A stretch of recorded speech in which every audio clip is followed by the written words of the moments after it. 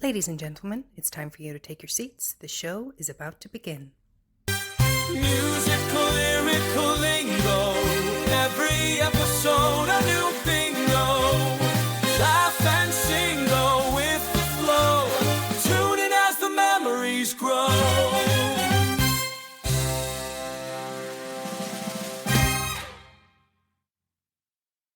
Hello and welcome to Musical Lyrical Lingo. We're your hosts, Tim And LJ, today and every week we will be discussing musicals, but specifically what they taught us.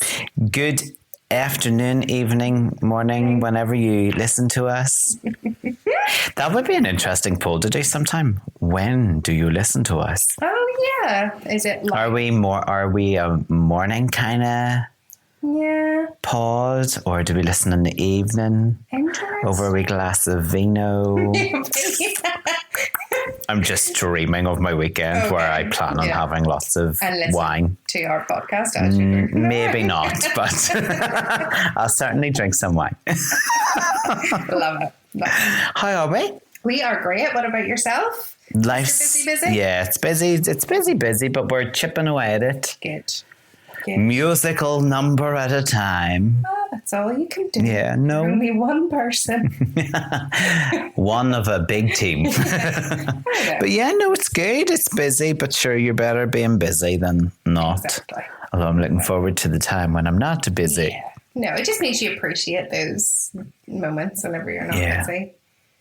Yeah. Yeah. It's important. It's nice to see my friend, though. I know. And have a bit of therapy. Yeah. For a couple of hours. What news? So my news is I don't. I've been cast. No castings just yet. I'm a bit busy. I haven't really, hammered the out castings out there yet. Okay. There was something that was announced that I went, yeah, I could see myself in that. Oh, okay. But I can't remember what that is now. I also, oh my goodness, had a eureka moment this week. Yeah, I was listening to a well-known musical radio station, and "Tell Me It's Not True" came on from Blood Brothers, and I had the most genius idea for casting. What? Rachel Tucker as Mrs. Johnson. Oh, just not yet. But that voice, there was something, I don't know who was singing, but there was somebody about whoever was singing or whatever version they were playing. I went, there was a hint to a Tucker voice, and I went, oh, Rachel Tucker will be a brilliant Mrs. Johnson. And do you know who I then thought would be? Because I then went on one of those spirals that I go on. Passed it all. Yeah. Do you know who'd be a brilliant narrator? Who? Friend of the pod, Ali Harding. Of course. Wouldn't she be amazing? Yeah. Anyway, so that was totally off the topic, but So I did go, oh my goodness, that would be brilliant. Rachel Tucker. That, I thought the lead in the Steps musical would make a very good Mrs. Johnson. Yeah, hold on. We haven't actually spoken about that, have we? Well, I had already seen it the last time that we recorded. Yeah, and I was about to go. I was going that weekend, and you had warned me. Well, no, I didn't warn you. I just was like, it doesn't make any sense. I'm not going to lie to you. I loved it from start to finish. I went on the Friday night, and if there were tickets on the Saturday night, I'd have gone back. But you just got sucked into the fact of a Step song. Completely. Yeah, and I went going, and I think you probably helped me a bit because you were so down on it. I wasn't so down. She says... The listeners of the pod didn't hear what she said off the pod. So I went expecting it to be, Yeah. Difficult. Steps music. To be fair, I think I was lucky. Either I was lucky in that I didn't have people around me singing too much, or I was that person and I just didn't realise. I mean, I did hum along quite a bit. But I loved it. I thought I leaned into the outrageousness of it. Okay.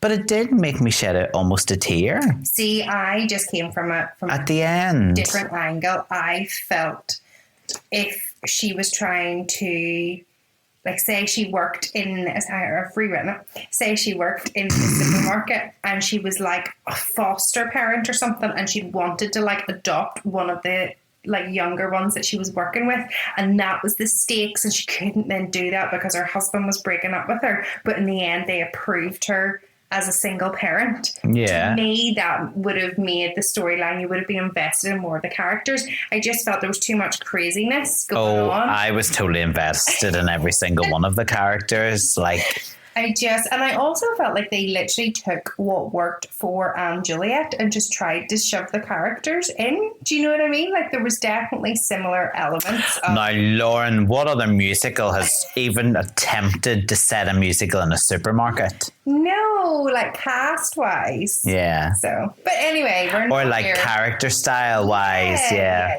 Oh, listen, I thoroughly enjoyed it, and I loved the mega mix, and I loved the neon, and the voices were, the night I was there, the voices were fantastic. It was very good. Yeah. Anyway. Moving on to some other musical theatre news, because we're not on a review podcast. No, we're not. Some might be surprised, but we're not. Sad. Well, I mean, some might think it's sad news. Others might go, it's a blessing. But there's some show closures have been announced for Hercules and Moulin Rouge. So Moulin Rouge, the musical, is to close in Broadway, with the show playing its final performance at the Elmhurstfield Theatre on the 26th of July. After playing there for 7 years. So it's had quite a good run on in Broadway terms. Yeah. Meanwhile, closer to home, Disney's Hercules musical in the West End has also confirmed its closure at the Theatre Royal. No, it's been given an extension and then it's closing. Yes, so it's to close on the 5th of September. Yeah. The production, which opened in June of 2025, is currently playing its final extension. So So I think we all knew that was coming. Yeah, and you didn't get to see it. I didn't get to go see it because I just wasn't enamoured. No, with what you saw or heard. Kids who I did a bit of work with, and you know, I think that they're going to get a chance to go and see it. So it'd be really interesting. That'd be cool. Hear from somebody that's actually seen it. Yeah. So. Other interesting, not West End, Broadway news is that Stranger Things, The First Shadow, has been filmed by Netflix for release. Yeah. So, Stranger Things, The First Shadow on Broadway was filmed last week for eventual future release. To facilitate the recording, all of the New York's public performances were cancelled from Tuesday the 10th of February to Saturday the 14th. You would have been raging, like. I would have so been raging. No release timeline or details have yet been made available by the producers, Netflix and Sonia Freeman Productions. Interestingly, according to several attendees of the Broadway play, certain scenes have been altered to align with the final season. But I don't know how trustworthy those reports are. But I thought that's an interesting move if that is what they've done. Finally, some more recordings, which is fun. However, not fun for us because I don't know when we're going to see them unless you can work out how we do this, Lauren. So I'll leave it with you. All right. So Broadway's has filmed Suffs, the musical. Oh, okay. Yeah, and it's to premiere on PBS this spring. So, great performances will air a filmed recording of Suffs, the Broadway musical from Tony Award winner Shanna Taub. Yeah.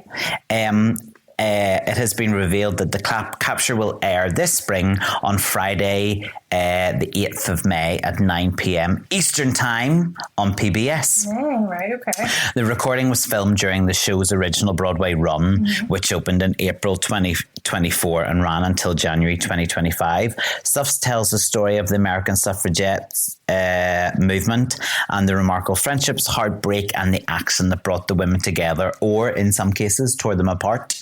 The production starred Tony Award-winning book writer, composer, and lyricist Shanna Taub. in the role of Alice Paul, making her only the second woman in history to write the book, music and lyrics and star in her own show. And we talked about that, didn't we, at the time, because it was very exciting. And she was also the first woman to ever independently win a Tony Award for Best Book and Score on the same season. Also this May then, the premiere of Top Hat. The stage musical inspired by the 1935 movie starring Fred Astaire and Ginger Rogers. The revival was directed and choreographed by three-time Tony winner Kathleen Marshall, featuring songs from Irving Berlin, and it will premiere on Friday the 15th of May at 9 p.m. Eastern Time on PBS as well. Right, okay. So can I leave that with you? Leave that with me, and we'll good figure it out. Might have girl. To make a few flights to America. Make a few flights. I mean, could you not just contact somebody and see if you can get pull a few wee strings for obviously the pod. You know, for pod reasons, we need to see both of those recordings. Do you know what I mean? Yeah. But yeah, that's quite exciting. I feel like short change though that. You know, PBS are getting to show it. But then they did that with Next Normal, and then we're getting it soon. When are we getting Next Normal, though? I think it is coming soon. It feels like a long time ago that was a thing. Anyway, what I'm saying is, in this country, they need to adapt similar showings that America are doing. 100%. Yeah. Do you know what I mean? Being shown, it should be worldwide. I agree. Here. Boop, boop. Well, let's move on to this week's showing. This week's show, which is a little unknown, I would say.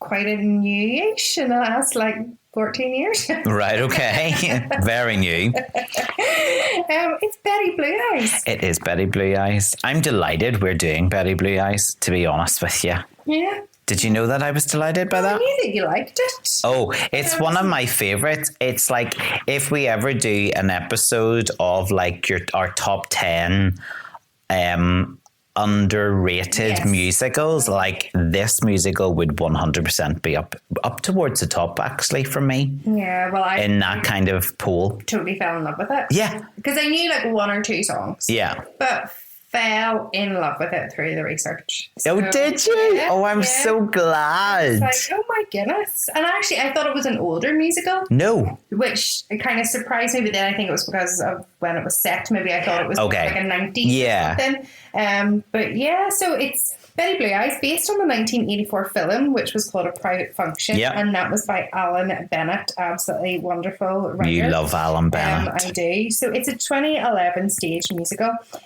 by your favourite, Drewe. Yeah. And it does have a honk vibe to it. Yeah. Not so much Mary Poppins, because Mary Poppins was kind of they inserted songs into it, but definitely that sort of... Ding. They have a sound, and also I think so.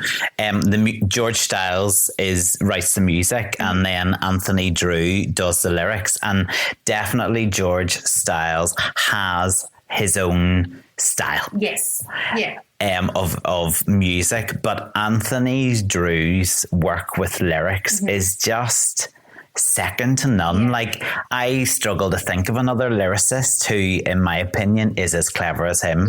Even on my way here, I was saying some of the lyrics and some of the rhymes that he comes up with in this show, just super clever, the two of them, and a great pair.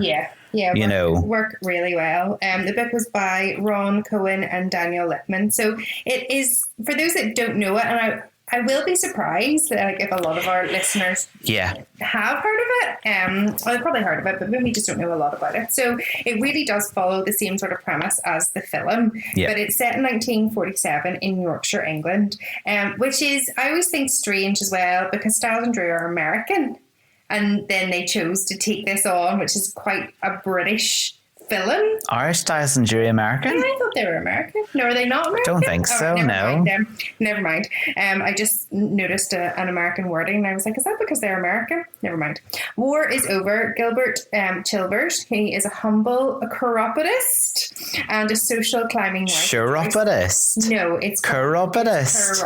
Have I said this wrong for many years? Yes. I know I'm not arguing with the wrong person because that is the profession that your daddy was. Yes, my daddy was a podiatrist. Oh, sorry. But yeah, it's so say it again. Chiropodist. Chiropodist. Yeah. Okay. His social climbing wife Joyce, they're struggling to fit in with the town's elite, and they soon discover some bigwigs, which is a big word used, are illegally raising a pig, which they have named Betty, and this is for a private banquet which is going to be celebrating Princess Elizabeth and Prince Philip's big wedding day. So, as any married couple would do, they decide to pignapp. Yeah. In order to secure their invite. Yes, to this big event, which had been made very clear by the bigwigs that they were not invited to. And it really is a farce, you know. Yeah, it opened in the Novello Theatre on the 13th of April. It didn't last very long, only ran for 6 months. So here's the thing, right? I saw Betty Blue Eyes. Did you? Yes. On one of my solo London trips. In like such a short period Exactly of time. Exactly that. And I think it must have been, when did it open? 11. So I think I saw it during an Easter holiday. Right, okay. And I absolutely fell head over heels in love with the show. It was one of those ones, it was brand new. It was a new show in town. I didn't really know what it was. And I was like, oh, we'll go and see something new. And obviously it's Stiles and Drewe I love. So that was a big attraction for me too. I absolutely fell in love with it. And I was like, I am coming back. Was it maybe summer? Would it have been closed by then? After 6 months, no. Unless it was a summer trip or something. Or it was maybe Christmas or something. I knew that I wanted to come back to London. I was like, well, I am booking to come and see the show again. And when I say I was heartbroken when I heard it was closing early, I was heartbroken. Yeah. And almost frustrated because it, in my opinion, has everything that makes a good musical. And of its time, it was a brand new British musical as well. Yeah. And it was good. It had a good book. It had a great score. The production values were fantastic. Yeah. And I was like, why is that closed? Why has that closed? The show marked producer Cameron Mackintosh's first new musical in over 10 years. Yeah. And when he described what drew him to the project, which he has described as delicious, Mackintosh said, the score was written by my friends George Stiles and Anthony Drewe, who I have known for 25 years and who, of course, did all the terrific new songs for Mary Poppins. The book was written by two Americans, as you've said, Cohen and Lippman, and it was their idea. I read it. I thought it was the most original piece I had read in a long, long time. I mean, I knew they were working on it because of the moment I heard it was a musical version of Private Function, a film I loved, he said, by Alan Bennett, which is very, very funny and off the wall. I was intrigued. And I read that when I was researching it, and I was like, that's exactly how I felt when I saw it. So then, despite the positive reviews, when the musical closed in London on the 24th of September, the day before my birthday, 2011, after only run for 6 months, I was shocked. He was shocked. Do you know what I mean? So shocked by this death of Betty. And Mackintosh, who has been in the business for over 5 decades, at that point said at the time, something has happened on this show that has never happened in my whole career. He said, some newspapers have been given us free ads for the last few months because they were so sad that it was coming off. As the owner of the Novella Theatre, he also had waived his rights to weekly rental fees. And knowing of cases of struggling shows that suddenly flourished through strong word of mouth, he kept running through the summer. But the musical, which cost $4 million in initial investments, has ended up losing several 100,000 more. And the outcome, it surprised him. Every show I know of with reviews like we had, he said, ended up having a considerable run. Yeah.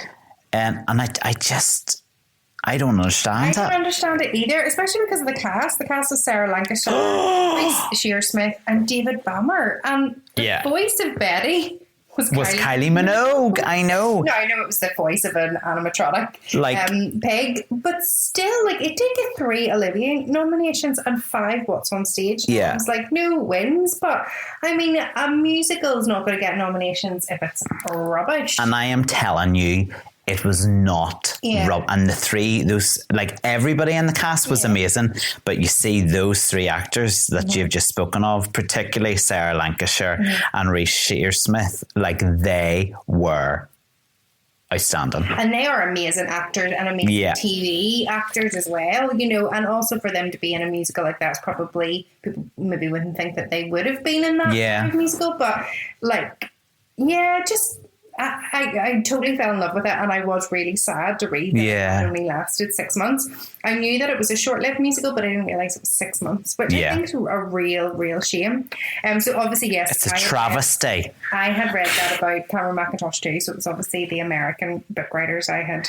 Right. Yes, no, because I did fact check it just in case I had lost my marbles. No, they're British. Yeah, they're British there was a writers. Twang to it, so I was like, is it them? But no, it was the book writers. But yeah, so speaking of voiced by Kylie Minogue, Betty, and suppose the money that you mentioned that the show lost, the Betty the pig was the first of its kind, really. Yeah. So it was an animatronic puppet, and that cost a lot of money because it could blink, move, and misbehave. Cameron Mackintosh changed the name to Betty Blue Eyes because he felt like the name a private function felt like you were going to the toilet. So he personally gave the name Betty Blue Eyes. And then obviously, the cute pig. And she was adorable. Yeah, and I wonder now, we have seen the fantastic footage of Paddington. Yeah. So maybe now something like Betty wouldn't cost I'm not saying it cost an arm and a leg, they do, but but I still I don't know, is Cameron Mackintosh hurt by the whole experience? Because I still question why it hasn't come back. Now, I know in March 2023 it had its first London Fringe revival, directed by Sasha Regan, which opened in the Union Theatre London. But it's honestly, it breaks my heart because it's so good. I don't understand why it hasn't had another go. Do you know what I mean? Because a lot of time's passed since then. Do you know what I mean? I definitely read somewhere where Cameron has said it deserves a revival. Yeah. No, he hasn't put it away forever, and he was very clear about that at the time. He did say she will be back. Yeah. But just in But I mean, selfishly, I'm just dying to see it again. I don't know how many times I've said to amateur companies, please do. You need to do Betty Blue Eyes. It is a perfect show. It is perfect for amateur companies. There is so much for everybody. Yeah. It's funny. It's got good songs. The company as a company, you would love doing it. That needs to happen. I know. I know that there's a couple of school productions. Yeah. And again, I think it's another good. I mean, I'm not going to lie to you. I'd love to give it a go in school at some point. Yeah. Because I just love it. I think it is. I think it's brilliant. Yeah. And you can definitely get around the whole pig thing. Yeah. It doesn't have to be an animatronic. Well, and here's the thing. Have an actor be in the pig. Because, spoiler, but you don't see the pig until the very end. Yeah. It's always about, there's this pig and we're going to steal the pig. Yeah. And then they steal the pig and the pig's in the bathroom. Yeah. which we'll get onto maybe later. But like, you don't need, like, the pigs right at the very end. I also, because obviously I became obsessed with it, and I think a few London theatre colleges have done it as their production.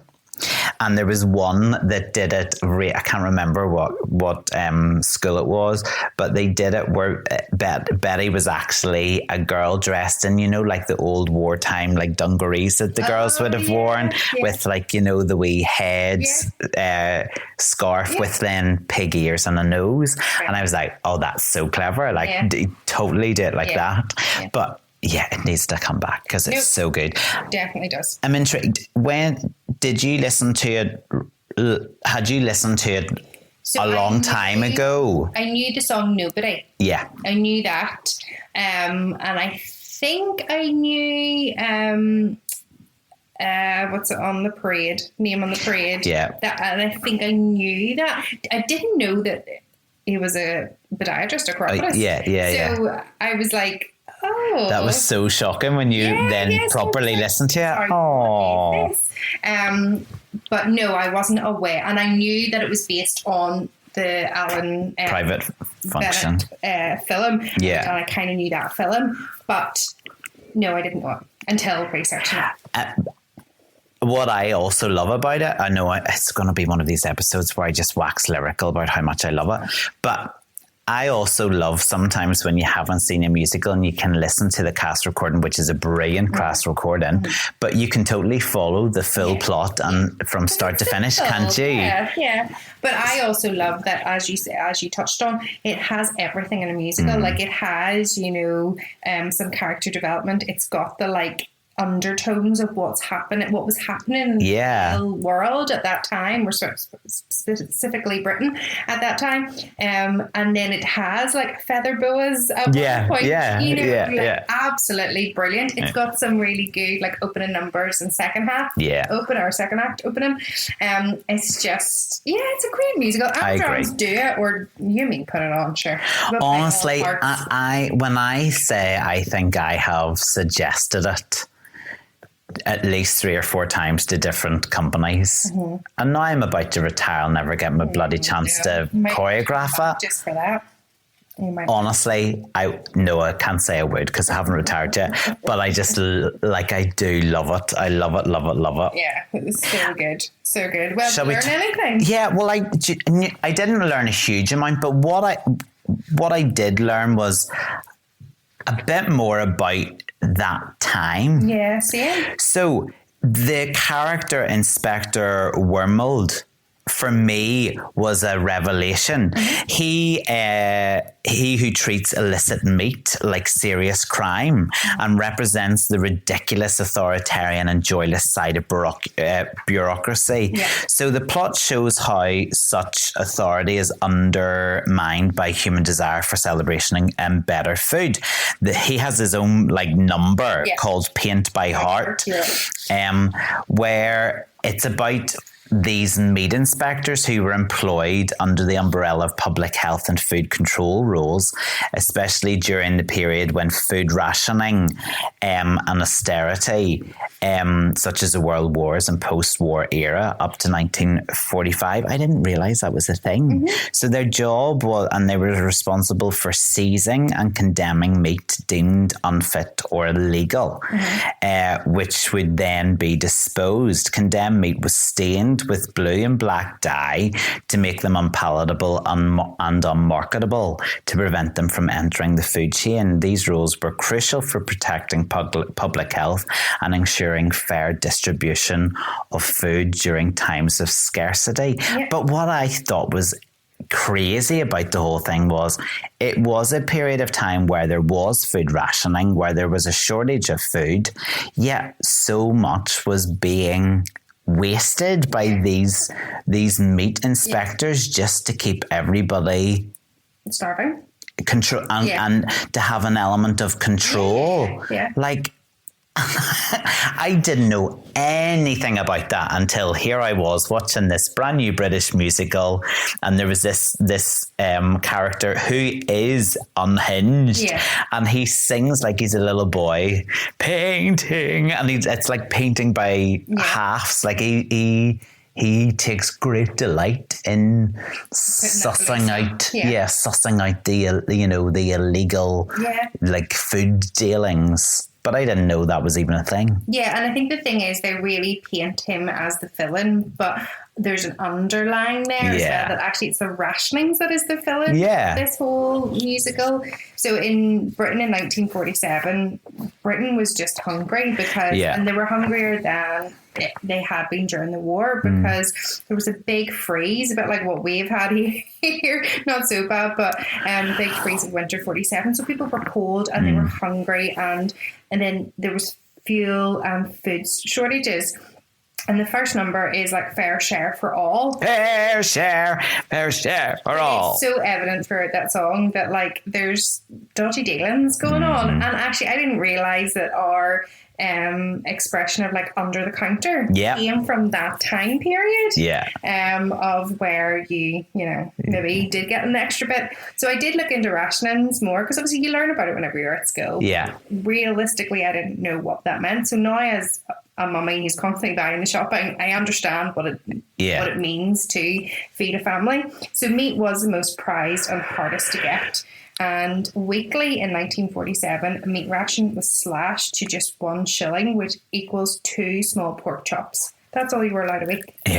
2 pork chops. Like that would not feed. No. You can understand why they were hiding a pig. Yes.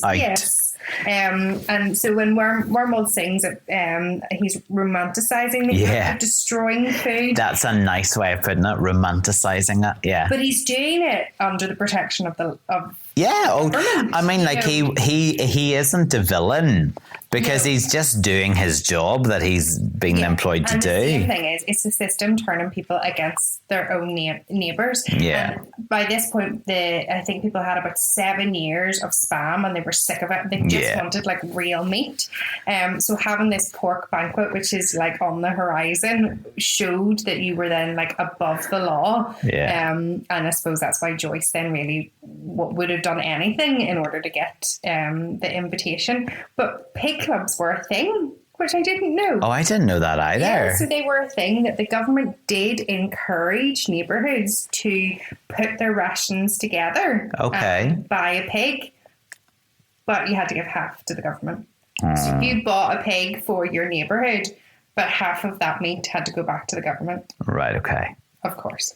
And then what I also learned as well, that people became really clever with their recipes. Yeah. That was what I was thinking. Just the musical, it's a major theme, that this resilience and creativity in austerity. And just how creative and clever they were during that time. So some mock recipes maybe of the time were mock duck. So that was mock potatoes. Duck en croûte. So potatoes, and then you cook that in cooking fat, and then you mix sage and breadcrumbs, and you filled that in your potato skins, and then the potato skins sort of crackled a bit, and then it was a bit like close your eyes and pretend you're eating. Wheel steak, which was wheel meat, but apparently the smell of it was horrific. It smelled of cod liver oil and beef, so wheel sort of didn't really take off. And then carrot fudge, which I would be intrigued. Are you going to make it? Yeah. You grate carrots, you cook it down in water and you make a paste then with a little bit of sugar and add orange essence, and then, let it cool and then cut it, and it's like a chewy fudge, because sometimes carrots are really sweet. Yeah. So that would be quite nice. Right. Well, do you remember, was it like season 1, you made the waitress cupcakes with bacon and... Okay, so I should... There you go. There you go. Season 3. Orange fudge. I don't know if I'm that keen to give it a go, but listen, if you make it, I'll eat it. Perfect.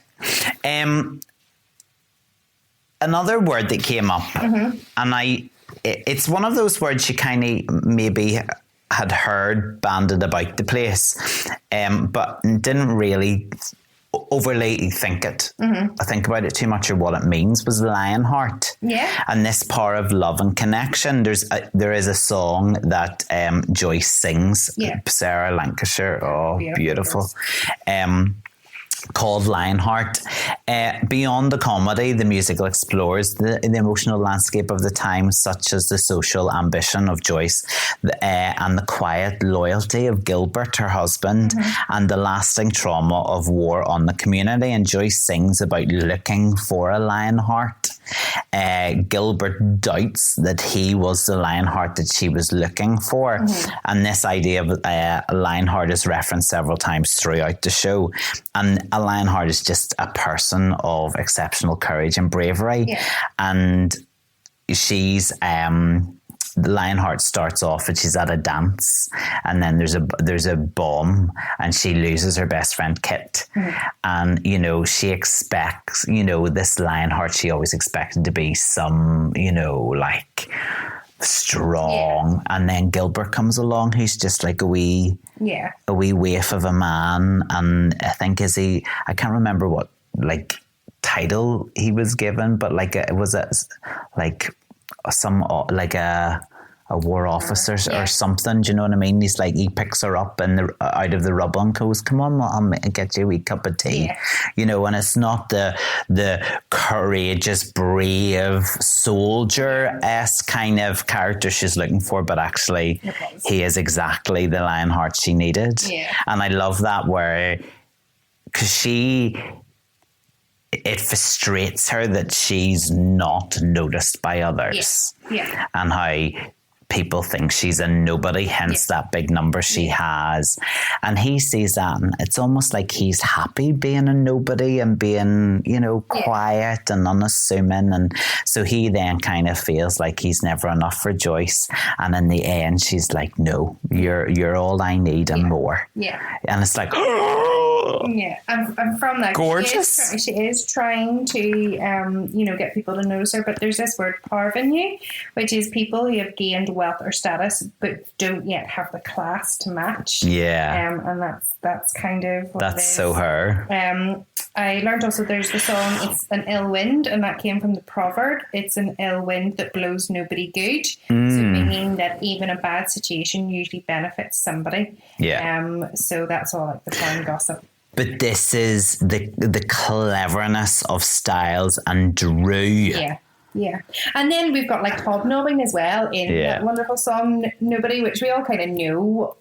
Hobnobbing. It really is more that socializing or chatting in an informal, friendly manner, often with people of higher status, wealth, or influence, and it's constantly about that social climbing.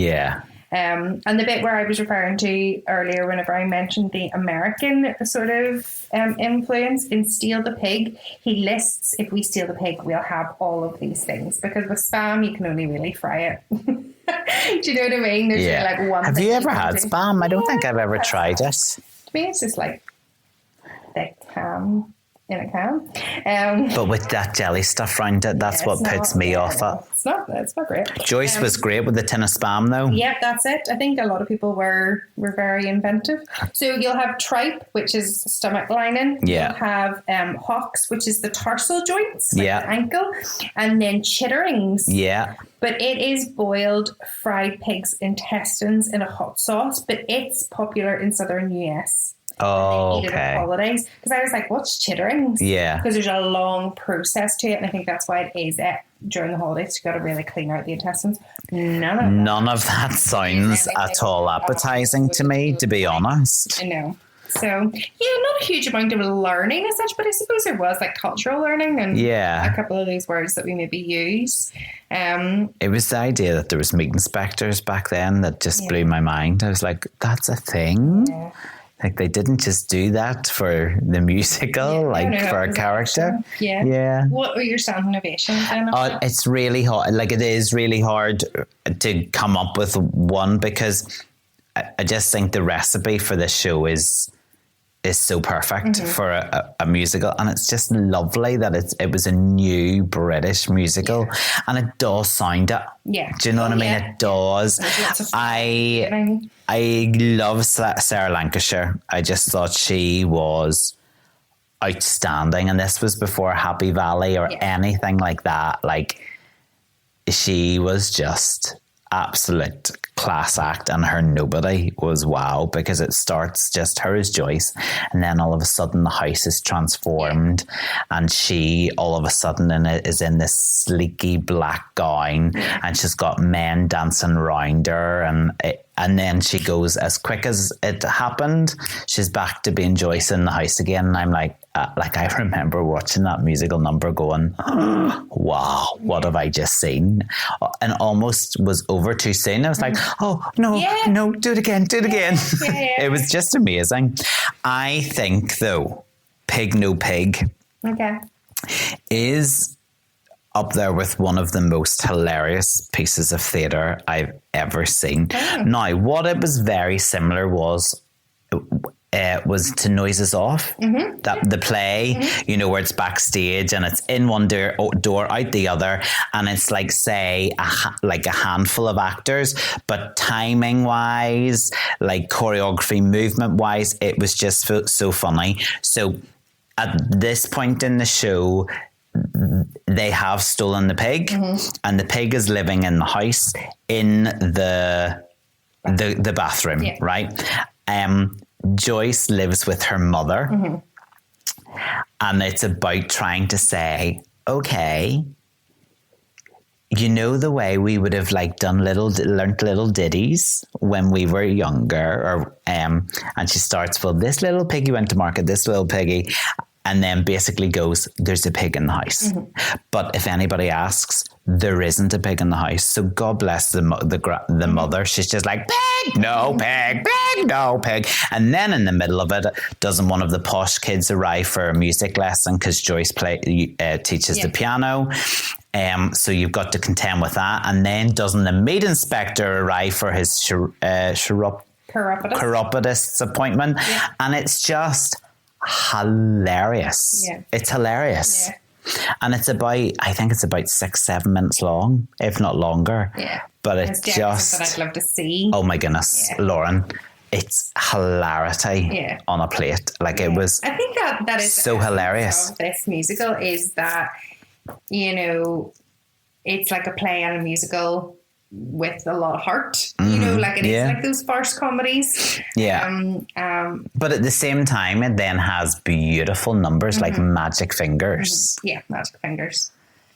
I love Magic. Is that your favourite one? Yeah, so I love A Place on the Parade and Magic Fingers, and I think as well because what they're talking about is something so personal. I know. Well, I was going to say, and have you ever played Magic Fingers to your daddy? So I'm going to play it to him. Please do. And I think a Place on the Parade really reminded me of my grumps. And I think as well, like, I'm so lucky that I am in this building. Yeah. And that my kids are the fourth generation to live in this house. But my grumps was so proud of this business. Yeah. And like having his name above the door and, you know, dad's name. And like, and we took that away. So I was really guilty about the fact that like, that pride of like, 'cause my grandma's always talked about this street being like the Harley Street of like Northern Ireland for medicine. And like we've just turned it back into a house, but this is what these were built for houses, so part of me is like, there's also still elements of this building that will always maintain that history. Like we're not getting rid of a couple of things which I think are very strange, but for me that just holds the history of what was here, and two people who worked extremely hard. But at one point your grandfather was Gilbert, you know, a man dreaming of having his name on the parade, you know, like his name above a door, which is just so special. It is. So I kind of was like, oh, like he got that, but then I took that off. No, you didn't though. You didn't. That's fine. You didn't. And then Magic Fingers really, really made me think. So Daddy only retired like whenever we moved in. So it's only been a year, but leading up to his retirement, he couldn't understand how people were like getting upset that he was retiring, because to him he was just doing a job that he loved. But people really valued his skills.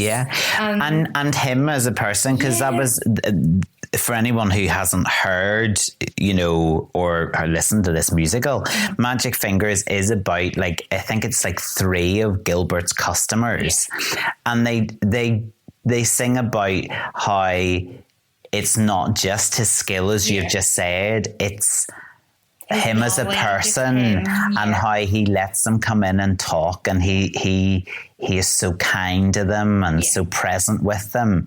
And I know your daddy would have been like exactly like that too. Do you know what I mean? It wasn't just a job for Colin, your daddy, you know, and I so get then why his patients were like, no, don't retire, because it's more than just someone who looks after your feet. That's it. And I think, like, you know, for some people, like, come in every 6 weeks, they've seen him every 6 weeks, and maybe they started off going to like Grumps and then they moved on to Daddy, so like they were here for like. But how much would your daddy have known about their lives? Because of course they will have come in and sat on the chair and they'll have talked to him. And your daddy will have listened because he's a great listener. So, I really listened to those two songs and I just was like, this musical. Oh, please do play it to him. We all know my dad. I know he hates musicals. Like, he'll be like, Lauren, what is this? Well, I think that he should listen to it just to kind of maybe just reflect and understand that what he did was a really special job. Yeah, and that there are still people out there. Like, I'm still meeting people now who say, oh, is your dad retired? Yeah. I'm like, well, yeah, because that's now a laundry room. So. Yes. Don't be coming looking at an appointment. You'll be sorely disappointed unless you want to help me with the laundry.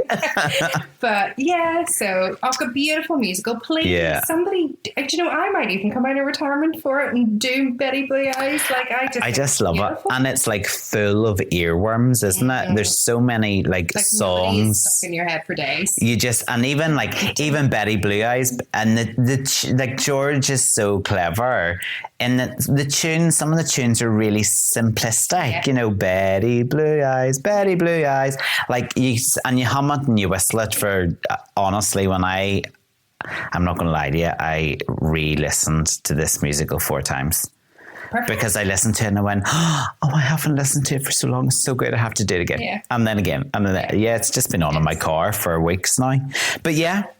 That was beautiful. It is a beautiful wee episode for a beautiful wee musical. Yeah. And I hope you go and discover it. You know, do please go and listen to it, because I do think it's one of those perfect musicals to listen to, because you get the story from start to finish and nothing we've said you won't hear when you listen to it. And like, it's just got...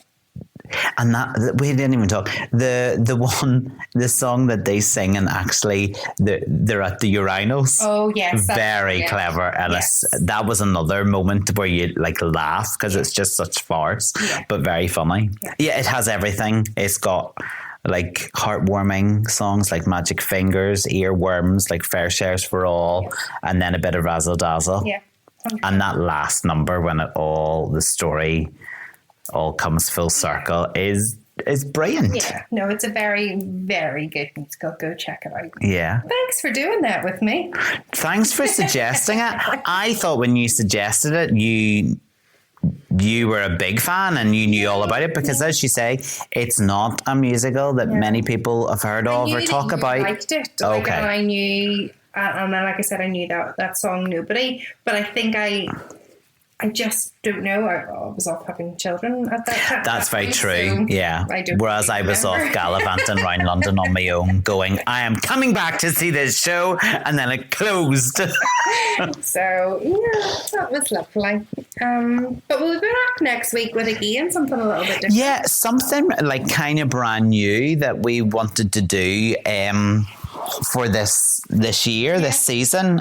So we're going to kind of shine our spotlight on like... we're going to take a person within musical theatre. Yeah. And we're going to look at like their life, and then either something that is like associated with them.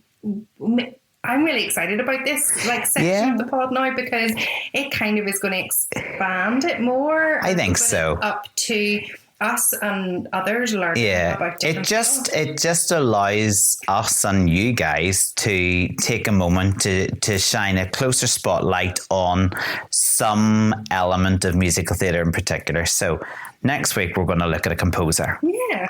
And we're going to talk all about them. Yeah. Yeah. Might then the next time be a theatre or be a director or a performer. So I'm looking forward to just stopping and kind of honing in on something in particular. True. So come and join us next time. Absolutely. And thank you for joining us this time, and we'll be back next week. Go listen to Betty Blue Eyes. Bye. Bye. Tune in as the memories grow.